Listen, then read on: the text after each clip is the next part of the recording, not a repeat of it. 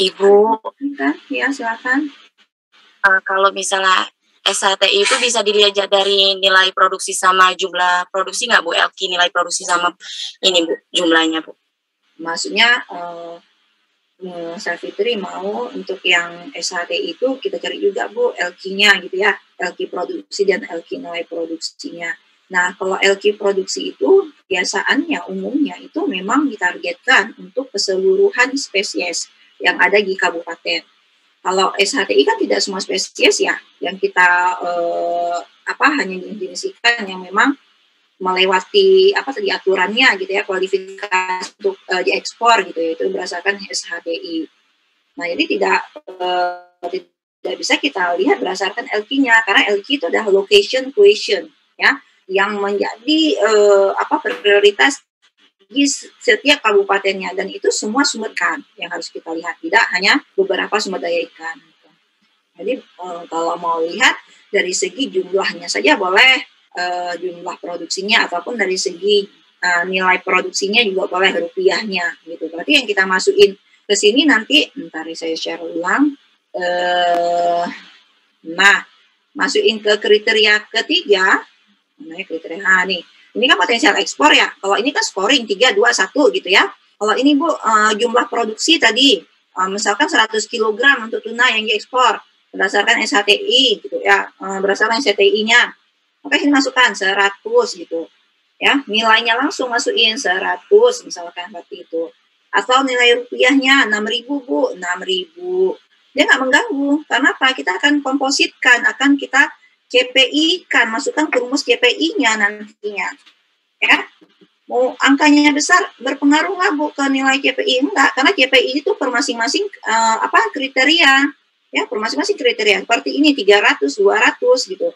Nah, tetap walaupun jumlahnya nanti di sini ribuan, 7.000-an misalkan gitu ya. Ya tetap antara kelima spesies ini mana yang prioritasnya?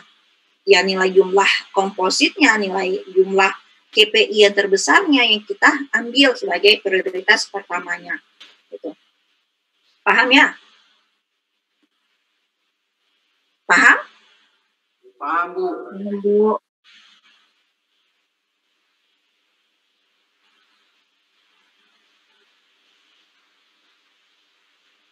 Ada yang mau ditanyakan?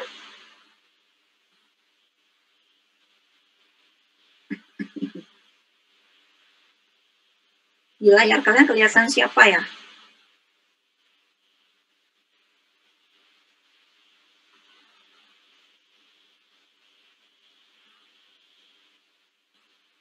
Ada yang mau ditanyakan? Nggak ada? Oke, kita masuk ke materi kedua ya. Sedikit tentang produktivitas penangkapan ikan. Mungkin saya sudah berbicara produktivitas ya di MK. Kalau kalian memang ada ambil mata kuliah dinamika populasi ikan, ada nggak ambil di info? Ada Bu. Ya, ada. Nah, itu saya berbicara tentang produktivitas juga, itu berbicara tentang perhitungan stok sumber daya ikannya gitu ya. Nah, di sini kita akan lebih perhatikan bagaimana effort yang digunakan. Ya, effort yang digunakan. Mungkin yang di inform itu saya hanya jelaskan effortnya berupa trik penangkapan, gitu ya, kelimpahan relatifnya. Nah, ini kita lihat. Udah kelihatan yang saya share? Belum ya?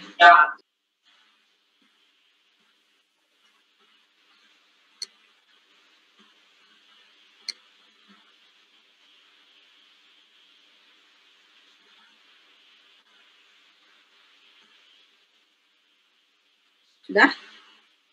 Sudah Bu. Sudah Bu. Ini nggak banyak, 16 slide aja, nggak lama. Nah, ini masuk ke produktivitas kapal penangkapan ikan. Ya, ini berdasarkan kapal penangkapan ikannya, gitu ya, produktivitas kapal penangkapan ikannya. Ini tujuannya. Di sini saya ingin menjelaskan supaya kalian itu mengetahui konsep umumnya tentang produktivitas kapal penangkapan ikan dan bagaimana cara untuk menganalisisnya, gitu ya.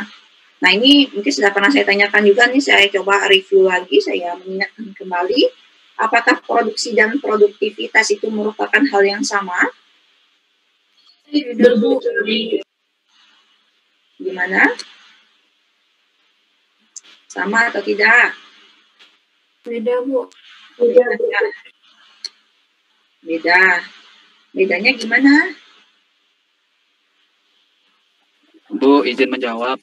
Silahkan Yoyon. Kalau produksi itu dia lebih ke hasil keluarannya atau volumenya gitu, Bu. Sedangkan yang kalau produktivitas itu manajemen atau efisiensi penggunaan sumber daya itu. Terima kasih, Bu. Efisiensi penggunaan sumber daya, di mana produktivitasnya itu memperhatikan juga upaya di dalamnya, ya, Yoyon ya. Iya, Bu. Oke, ada yang lainnya? Yang mau kasih pendapat, mulai satu orang. Paras, silakan Paras.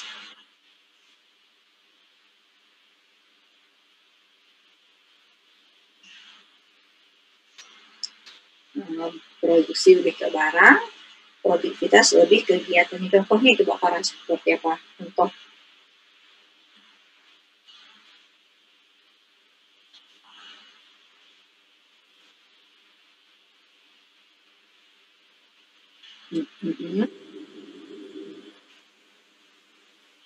Melakukan produktivitas untuk memproduksi rumput laut. Oke, baik. Oke, jadi ada perbedaan ya antara produksi dan juga produktivitas di sini. Nah, produksi tadi kita lebih bicara tentang produknya, jumlahnya, volumenya gitu ya.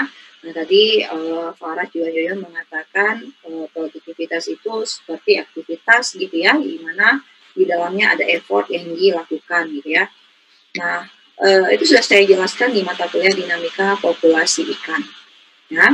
Jadi produksi itu mencakup semua hasil penangkapan gitu ya, baik itu perikanan tangkap, perikanan budidaya, ya SDI lainnya gitu ya, yang dipanen dari sumber perikanannya, sumber perikanan alaminya, baik itu perairan laut, perairan apalagi sungai, air tawar dan sebagainya gitu ya, yang diusahakan oleh perusahaan perikanan maupun rumah tangga perikanan ya. Nah, produksi ini dicatat tidak hanya yang dijual saja, tetapi termasuk yang dikonsumsi oleh rumah tangga atau yang diberikan kepada nelayan sebagai upahnya. Nah, produksi ini, volume produksi ini yaitu dalam bentuk bobot berat basahnya ya, satuan beratnya adalah kilogram. Sedangkan produktivitas ada upaya di dalamnya, jadi satuannya itu bisa jadi kilogram per trip, kilogram per kapal, kilogram per ABK gitu ya, tergantung dari effort yang kita gunakan gitu ya, tergantung dari effort yang kita nilai. Nah, apa latar belakang daripada produktivitas penangkapan ikan? Nah, setiap usaha ya, atas dasar apa? Usaha perikanan, bisnis perikanan gitu ya. Nah, semuanya itu memerlukan biaya produksi, ya, memerlukan fasilitas, memerlukan sarana, gitu ya, memerlukan modal. Nah, setiap bidang usaha tentunya ditujukan untuk memperoleh pendapatan yang optimal, hasil yang optimal, gitu ya. Berkaitan dengan pendapatan kita, pendapatan pekerja, pendapatan perusahaan, gitu ya, pendapatan si bisnisnya itu seperti apa. Nah, dari sini kita perlu meninjau gitu. Tingkat penggunaan upayanya. Ya. Para nelayan akan selalu berusaha untuk meningkatkan hasil tangkapan dengan tujuannya memperbesar pendapatan sehingga dapat memenuhi kebutuhan hidupnya. Nah, sering sekali nelayan itu kalau dari berbagai wilayah ya, kalau kalian ke daerah penelitian itu daerah pelabuhan, sering ada data yang menyatakan bahwa jumlah armada penangkapan dalam suatu wilayah itu terus meningkat. Akan tetapi produksinya menurun gitu. Nah, ini merupakan upaya siapa? Si nelayan ini untuk memperbesar pendapatannya. Atau kalau kalian lihat datanya, trip penangkapannya setiap bulannya ataupun setiap tahunnya trennya terus meningkat. Tetapi tidak ada perubahan dari segi jumlah produksi yang diperoleh. Nah, itu termasuk effort